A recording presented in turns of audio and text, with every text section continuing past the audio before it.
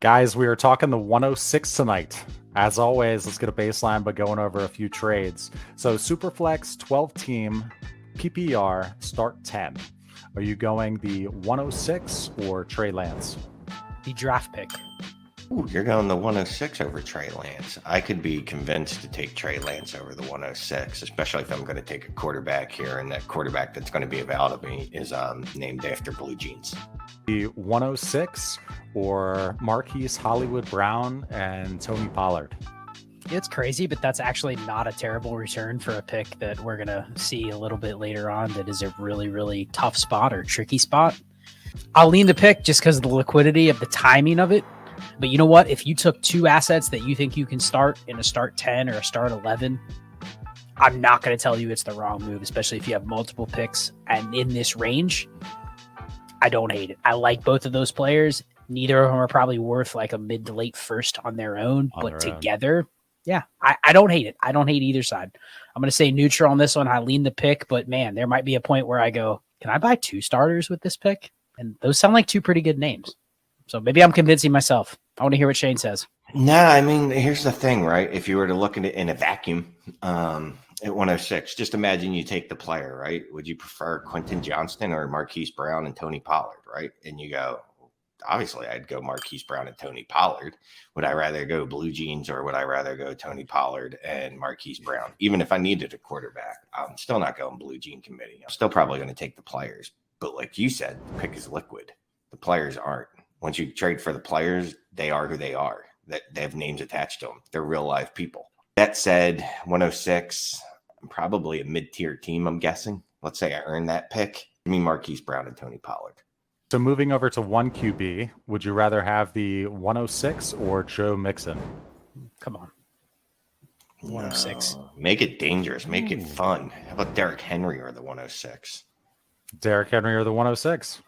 Yeah, I'm okay taking Derrick Henry, but I think we're probably a little bit too, I don't even want to say we're too high on Joe Mixon, but I think there's a point where you're not getting any first for Joe Mixon. I don't care if it's 1 QB, Superflex, 16 team, you throw around the 116 and people may take that over Joe Mixon. So yeah, I think I'd justify Derrick Henry, but not Mixon. I would take the pick 1,000% over Mixon, but not Henry. Well, it's different because you're probably banking on one more smash year from Derrick Henry. And if you don't get it, you don't get it. In a year, you're going to go, man, I wish I'd have that 106. And there's a bunch of players that could have taken at the 106 that are probably going to be more valuable than Derrick Henry. But if you just look at this class, we've already kind of talked about it with the prior shows. We're starting to get into receiver range. There's a lot of receivers. You may not love them. You may not have a wide receiver 1 or even a wide receiver 5, but you're going to get your choice of a couple of them. And we know the running back class. The one good thing about this running back class is it's really hard to decipher. But if I'm at 106, I know there's a chance a running back is going to pop. And all that running back has to do is even get close to the Bijan or Gibbs tier. And now I'm sitting within maybe what like the 1B tier could be. And that's why I don't want to give up the pick. Right, so that's just it. You just look at it that way. It's not going to take much for that pick to go, oh, yeah, that has some demand on the market. And now you want the 106 over Derrick Henry. No, but I think obviously people know that the pick trade for a running back this time of year is going to be very contextual to your team. If I have Kenneth Walker and the 101, I'm not trading for Derrick Henry unless I have another deal that's out there. I'm not trading for – if I have two running backs that are top 12, you could already argue I'm holding too much liquidity at running back or too much non-liquidity at running back. Why would I give up the 106 for Derrick Henry?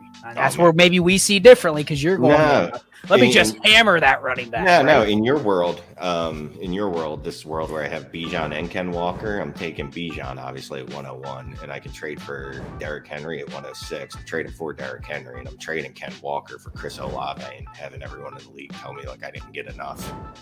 Okay, so I have Dalvin Cook and I have Travis Etienne. I'm still not trading for Derrick Henry because I'm looking at Derrick Henry and Dalvin Cook as the same placeholder on my team. So yeah, if you sent it and you go, man, I don't have a running back, but I'm stacked everywhere else, and I also have the 108, and I know I'm going to be able to take a receiver at the 108, sure, I'll send the 106. But other than that, I'm just not in a rush to buy a 28-year-old running back in February. Staying with a 1 QB, would you like the 106 or Chris Godwin? I'm going with the 106. Well, that's silly. Dude, I'm going, give me the 27-year-old wide receiver that's still got 3 years left in him, even if his quarterback is going to be Kyle Trask or some variation of Trask like that.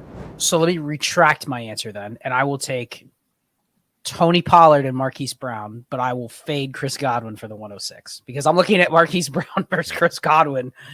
And not a big difference, yet I'm getting Tony Pollard for free. So if I decline that deal, how do I even consider this trade? Because I'm not getting the running back. So I'm going to amend that one, but I will be okay selling Chris Godwin at a 1 QB for the 106, whatever. I'm holding on them. So let's bring in the board. So you're on the clock at 106. 101 went Bijan Robinson, of course. 102 went CJ Stroud. 103 went Bryce Young.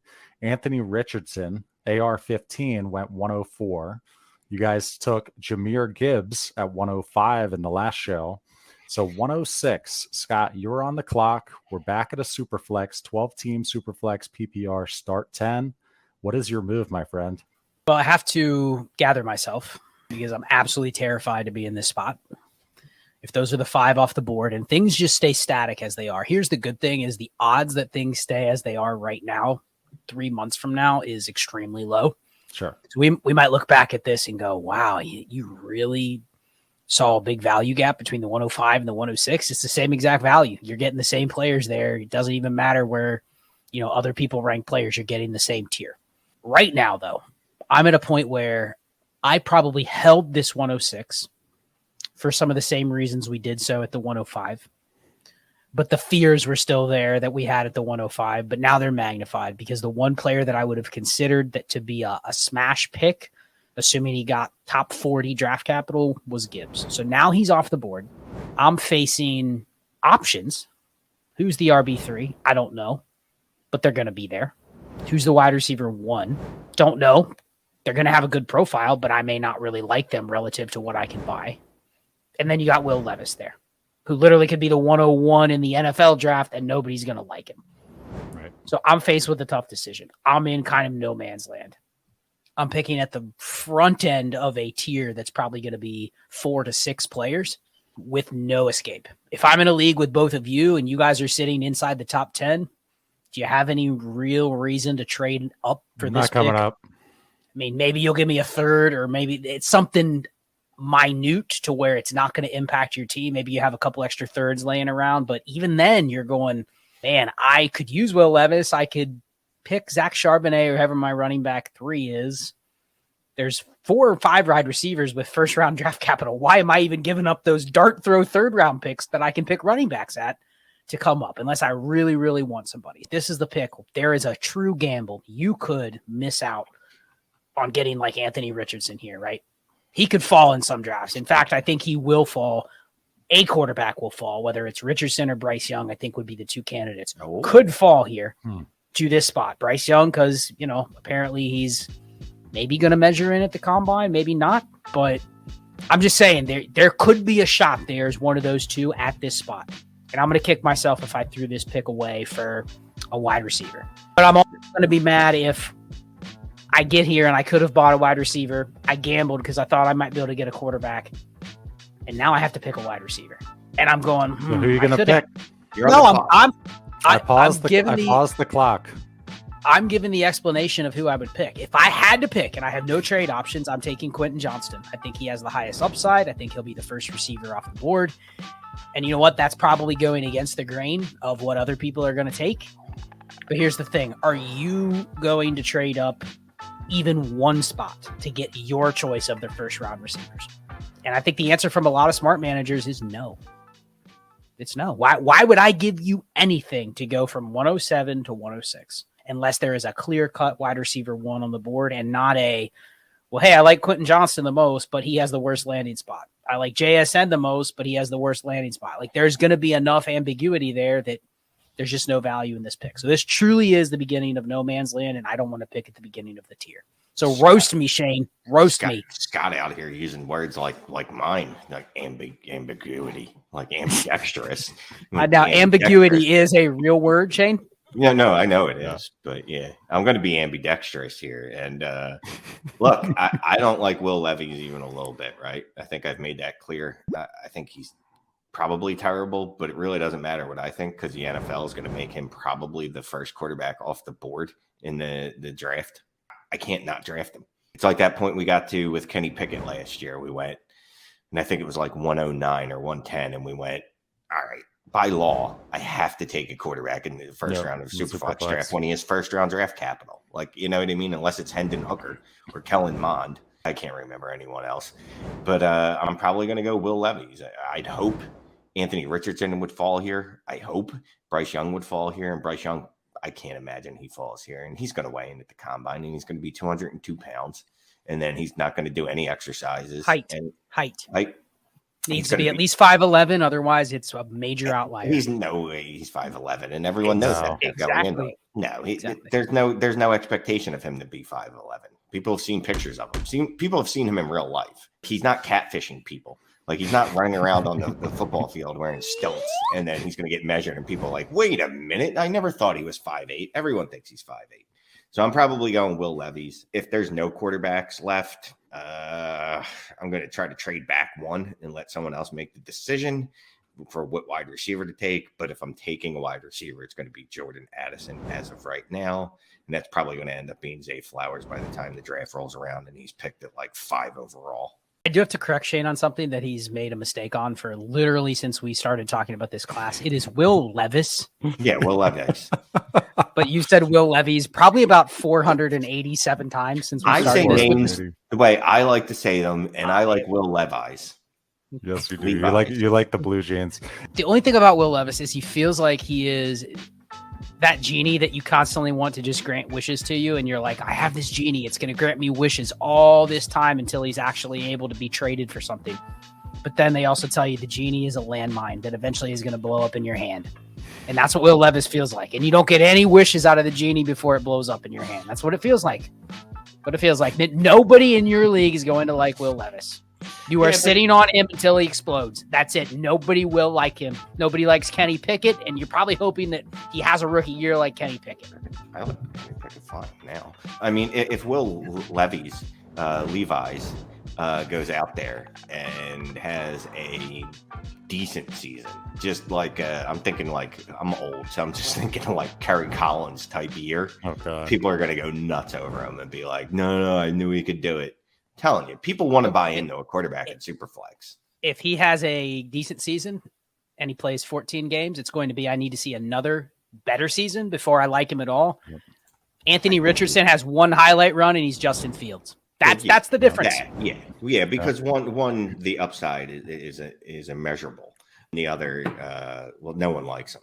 So he's going to have to do a little more. But I think exactly the point. Nobody likes him. But a full year of being okay will be enough to boost his value, I believe. Okay, so we're going to talk more about the 106. If you wouldn't mind, look down, hit that little like, give us the thumbs up. We'd appreciate that. Easiest way to help out our channel. Guys, so the tone around the 106 here isn't great. Isn't great, Bob. So if you have 106 on your roster, are you trying to move up, trying to trade back? Have you already been trying to do that with all your 106s? Pull up my sheet. I have 2 106s. I cannot say I have diligently been trying to trade them. However, probably should send out a couple deals before this video goes out. But I do think it's that inflection point right now before we know really anything. So we might look back at this in a month and go, wow, I feel really great about that. In fact, we're probably going to look back in a month after we have all the combine data and say, man, I feel awesome about this class. It's 6 or 7 more players deep than I thought it was in January. But if you're just being pragmatic about it, if you're going to draft a receiver, and I would say this about the 104, the 105, the 106, the 107, any of those picks, because we get a lot of people on the streams that go, they'll ask a question. They have the 101, the 103, the 104. Parentheses, they have JSN within that 104 spot. That's their guy. They're already committed to doing that. How many times have we talked about guys like Drake London being somebody that I would take easily over anybody in this class? So before you are like, I'm keeping this 106, worst case scenario, a receiver falls to me, think about what the difference is between any receiver in this class and somebody like Drake London. The only difference that you would take with the pick is, man, there's a shot Anthony Richardson falls to me. And if that's what you're hoping for, you probably have to keep the pick. But can you move up one spot? That, like, can you move up 1 or 2 spots just to secure it? You don't want to be left holding the bag and then go, man, I have to take a receiver. So it just comes down to, I don't want to take these receivers at the 106 because I think I can get an equal receiver at the 108 or 109. So yes, I'm going to try to be moving my 106s. Yeah, the 106, I mean, you're just staying there if basically, I don't want to say you don't have a glaring need, right? Because if you have a glaring need, you're like, all right, even if it's running back, how do I get up at least 2 more spots so I can get Gibbs? If I need a quarterback, all right, how do I move up 2, 3 spots so that, excuse me, so I can have some decision on what quarterback I get, if any. And then, like Scott said, like if it's, I just need best player available, well then, unless it's going to be cost prohibitive to add something to that and try to go get Chris Olave, Garrett Wilson, Drake London, I'm going to try that. I'm going to be like, all right, well, I got the 106. Let me see if I throw a second at someone. Will they give me Drake London? If I throw 2 seconds at them, will they give me Garrett Wilson? That's probably what I'm more apt to do. But I'm not going to go out of my way to overpay using that 106 and something else, because I'll go, all right, well, then I'm just going to take whichever is the best of the wide receivers, running backs here. Like Scott said, by the time the draft rolls around, we're going to love at least 14 to 15 of these players. There's going to be 14 or 15 guys that you're going to go, yeah, I definitely see taking these guys in the first round. Right now, everyone knows the top 5 is easy, right? We know kind of what other guys are going to fit in after that. We just don't know the order yet because we don't have combine data and we don't have draft data. As soon as Jordan Addison, Zay Flowers, Quentin Johnston, even Jalen Hyatt, yeah, they get first round draft capital, all of a sudden people are going to go, oh, I like them a lot more. Meyer gets first round draft capital. Dalton Kincaid gets first draft round capital. All of a sudden you're like, oh, I like this class a lot. We have to address this. Neither of you guys took JSN with the 106. Why not JSN? You want Addison, you want Quentin Johnson. What's wrong with JSN? I don't want to say there's anything wrong with him. You just look at what is making up his profile, right? He's got production, but he's going to be slow. He's going to be a slot only receiver. So really why you'd be taking JSN, and maybe we should both rethink this, the community is really high on JSN. If he just doesn't do anything to detract his value between now and the draft, I think this pick is still going to be the majority of folks would take him at the 106 if all the receivers in the class are available. Right. So if things are going to play out that way, then in theory, the 106 trade value should be there to at least get a deal done. It might not be the exact one you want. The person that likes JSN might also like Garrett Wilson or Chris Olave or Drake London, and they're going, well, I'm not trading, those guys for the pick. My goal is I want to get another receiver. I don't want to trade one out for another one that I have to take all the risk on. But maybe the argument can be, okay, I take JSN as long as his profile is okay. Like, for instance, there's never been a first-round receiver that's run less than a 4.61. So if he runs a 4.65, then it's hard. You can't take him here, no matter what you think about him. But if he checks that box, he gets good draft capital, maybe you do just take him if he falls here. But then I'm thinking, okay, in a lot of leagues, is he going to fall here? So I think that's the one thing that has me hesitating a little bit, because if the community sees him as the clear wide receiver 1, like you just mentioned, and I think we've both seen that, Shane and I have seen that on a lot of rosters, where the person is like, I'm already penciling in JSN, I'm going to get him. Yep. Maybe we should keep this pick in that upper tier. For that reason, like, yeah, we might be stuck with him, but is it the worst case scenario to be stuck with the guy everyone thinks is the wide receiver 1? So maybe I'm warming up to it just as we talk through this exercise, and it's not just as much as I don't want to make this pick, but if I have to make it, maybe I just lean into the guy the community likes the most, and then, what can I get done over the summer via trade? I like JSN fine. I mean, honestly, it's just I didn't purposely leave him out of that group, because as soon as any of these wide receivers have first round draft capital, we're going to like them a lot better. But yeah, if JSN goes out there and runs a 4.65, well, the good thing about that is he's not going to have first round draft capital, so I'm not going to have to worry about it, and he's going to fall in the second round. And I'm not going to take him over wide receivers that were drafted in the first, even though his freshman year was just absolutely stupendously phenomenal. But if he can't run, or if it comes out there, because he's a slot only guy, right? Like, and this isn't, I don't think, a Justin Jefferson type of deal where, we were just wrong, but he's never played outside of the slot. Like, that's just not what he does. And if he runs a 4.65, yeah, I'll be a little concerned. But again, if the NFL goes, well, we don't care that he ran a 4.65, we're taking him in the top 15. But guess what? He's probably going to be my favorite receiver then. I'll let the NFL break the ties with their draft capital for me. We're talking about this in the context of the elite tier of picks. versus a very good tier picks. I mean, I think Right. people may listen to this and think we are shitting on the 106 or we're shitting on the picks in this range. That's not the case at all. I think there's a very good chance that if you're picking anywhere in the first round, you are going to get a very good profile on paper. Like where you say, historically, this is where this guy went and this is his profile. Man, that lines up to be a first round dynasty pick. No question. Like it isn't like last year where you're going, man, we're taking Sky Moore, George Pickens. Those guys were picked outside the top 50 and we're taking them in the top 10. Like that's a bad class, right? You're not going to have that this year. You're going to get the profile. It's just we're being a little picky on, okay, is there a way I can get the Drake London profile instead of having to draft a receiver here? Is there a way I can cash out this pick instead of drafting one singular top 24 receiver instead of, can I get a top 24 receiver and a running back? And I maybe just fade the hype a little bit. That'd be the Marquise Brown, Tony Pollard trade. So you're getting a good pick. I don't want to devalue these picks. It's just, man, if you're trying to cash in on like the premier 2023 values, this feels like this is the breaking point. You either are in or out, just depending on how your board's going to go. Let's take a look at this Superflex roster that has the 106. See which way he should go. It's a 12-team Superflex PPR start 9. Now he finished 11th last season, and you see Kyler there at the top of the screen. He traded his 102 for Kyler. So let's go through here. We got Kyler Murray at quarterback, Jerick McKinnon, Isaiah Spiller at running back, Amon-Ra St. Brown, Treylon Burks at wide receiver, Kyle Pitts at tight end, Christian Watson and Marquise Brown are in the flexes. And then you have Daniel Jones at the super flex spot. On the bench, in terms of names of note, we've got Tua there. We've got Trey Lance, a bunch of trash cans. We have Darnell Mooney, Elijah Moore. And going over to the picks, we've got the 105, the 106, the 111. We have the 202, the 203, 207, 210. What's he going to do with this 106? He's got the 105 as well, but what are you thinking? All right. So are we living in a universe where I can't consolidate a bunch of these things on this team to get him a better roster? We're not doing a roster review. I'm just gonna stick to the format here. Yep. So let's just say Bryce Young, what's the other guy's name? CJ Stroud and Anthony Richardson are gone, right? I'm not adding Will Levis to this mix because he's already got a couple guys in that kind of tier where he's got Trey Lance, Tua Tagovailoa.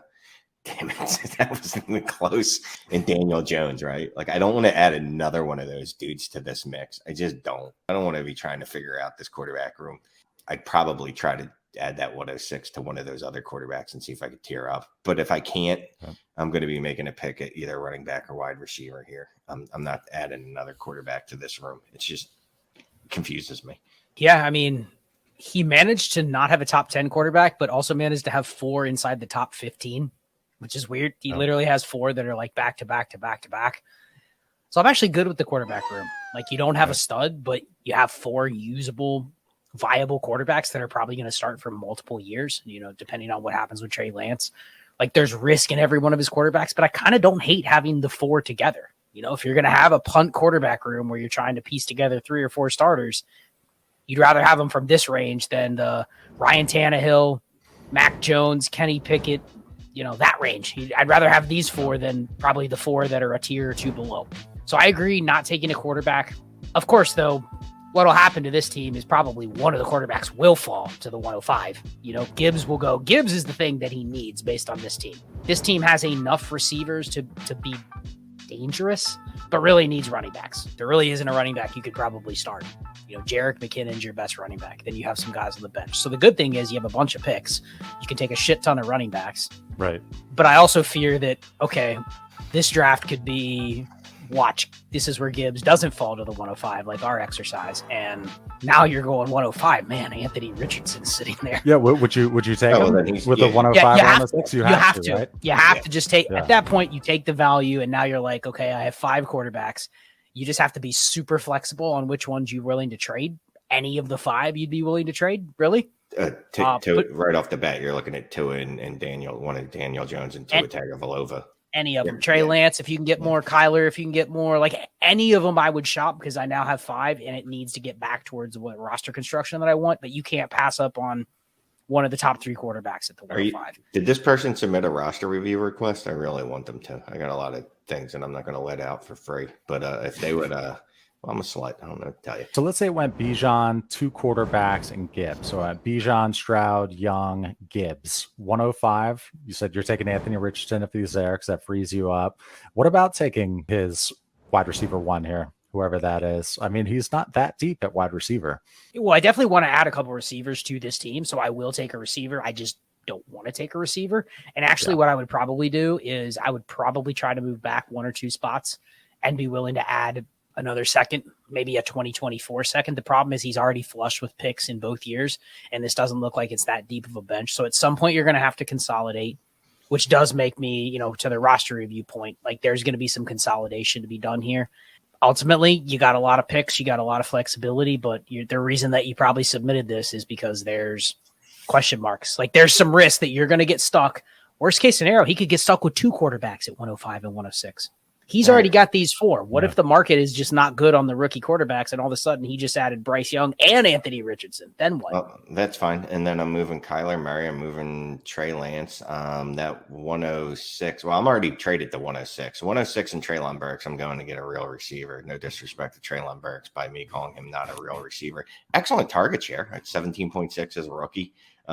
He only scored 8.4 fantasy points a game. Not good. Not a good cohort. If you want to just go look that up on StatHead, free shout out to them if they would ever want to give me a free year subscription.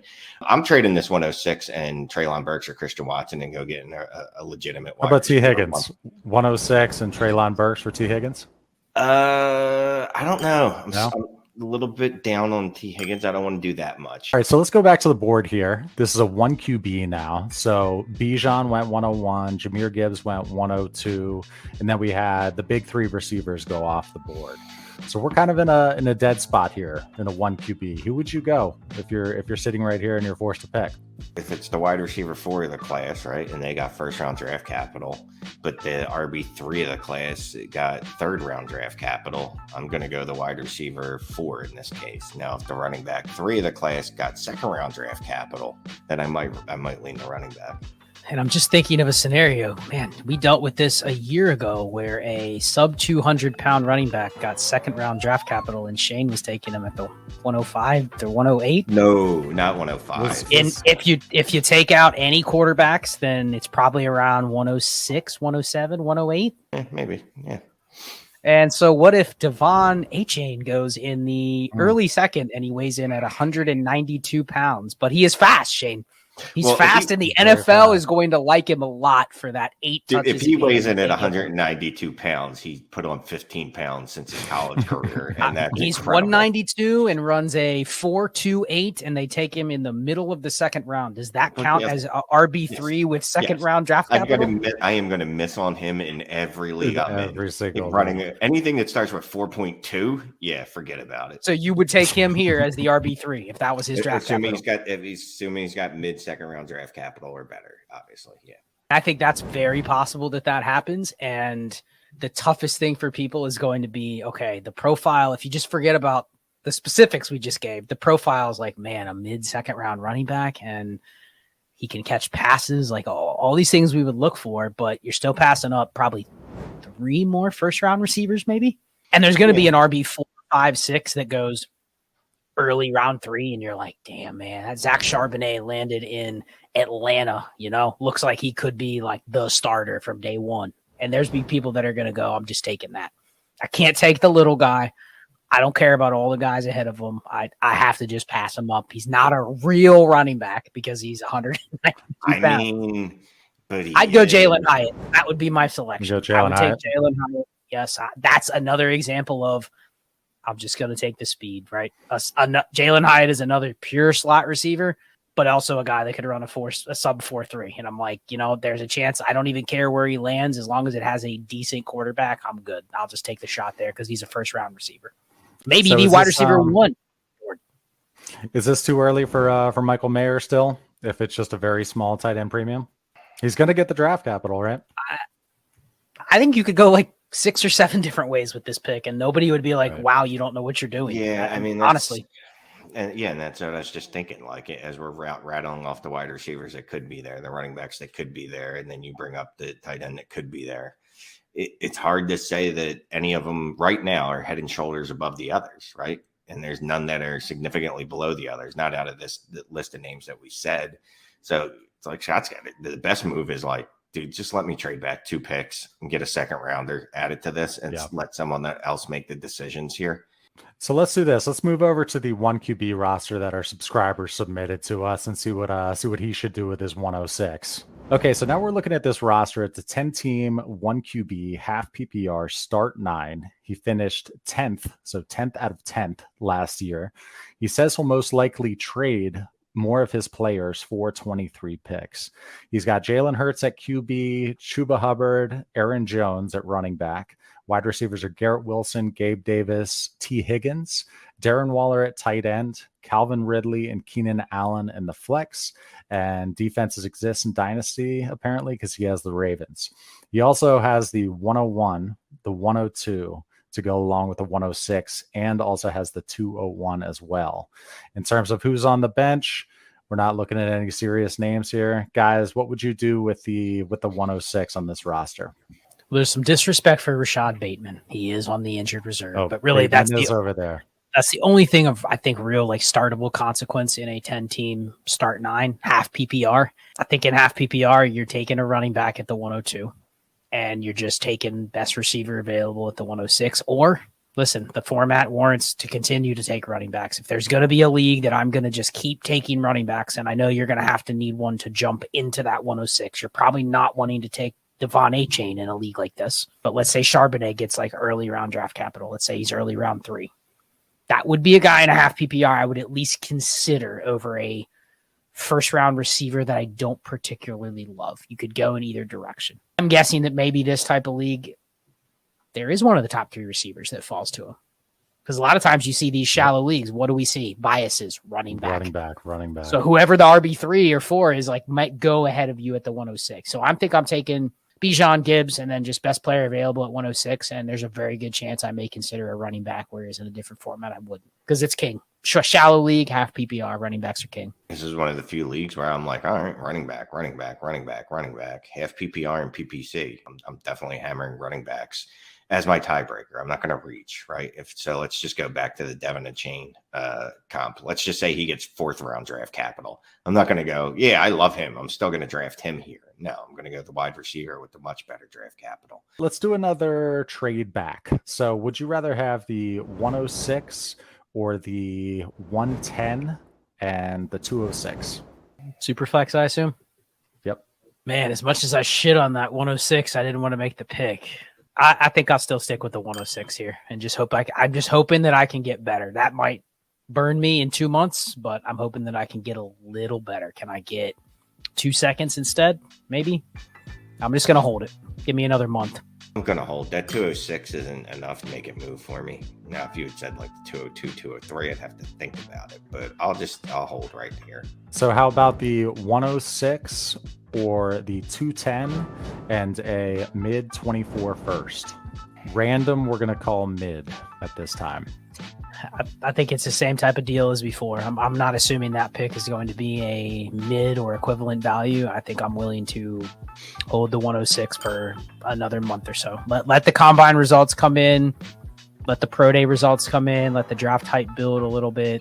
I think there could just be a better deal. If you make it 2 seconds, I don't care if it's the 206, the 210. If you give me 2 more shots, I'm okay making a trade where I trade back or I trade to a future 24 first.